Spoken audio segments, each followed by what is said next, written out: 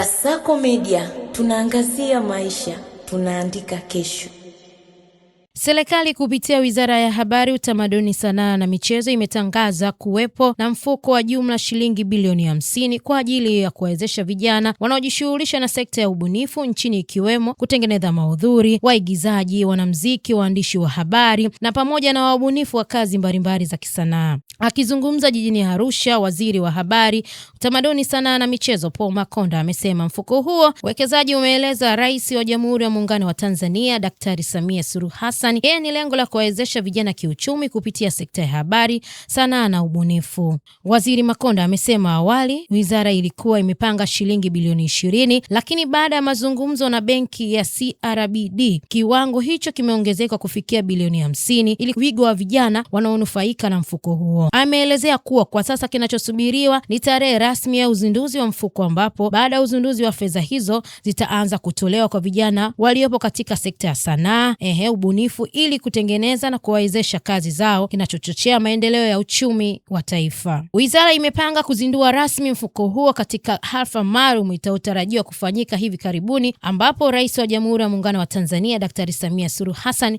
anatarajiwa kuwa mgeni rasmi katika uzinduzi huo. Hii ni update kutokea hapa Kasako Media. Jina langu naitwa Nice Godfrey.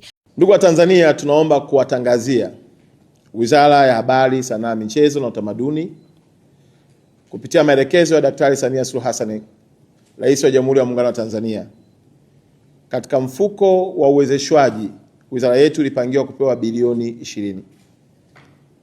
Kabla hapo kwenye bilioni 200 zilizotangazwa na Mheshimiwa Rais tulikuwa tayari ameshatupatia bilioni 10.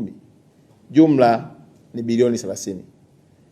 Lakini tumejiongeza na kuongea na benki ya CRDB kwa mfuko huo wa kumsapoti Daktari Samia Suluhu Hassan kuwawezesha vijana wa wizara yetu, nao watatoa bilioni 20 mpaka bilioni 30. Jumla tutakuwa na bilioni sio chini ya 50.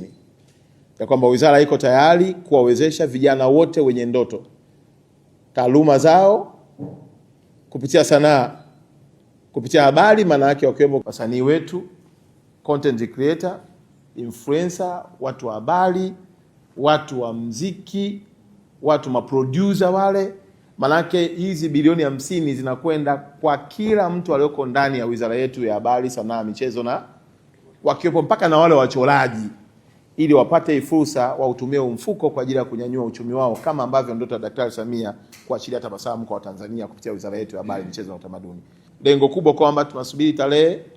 Tumemwomba Mheshimiwa Rais wa Jamhuri ya Muungano wa Tanzania Daktari Samia Suluhu Hassan kuwa mgeni rasmi.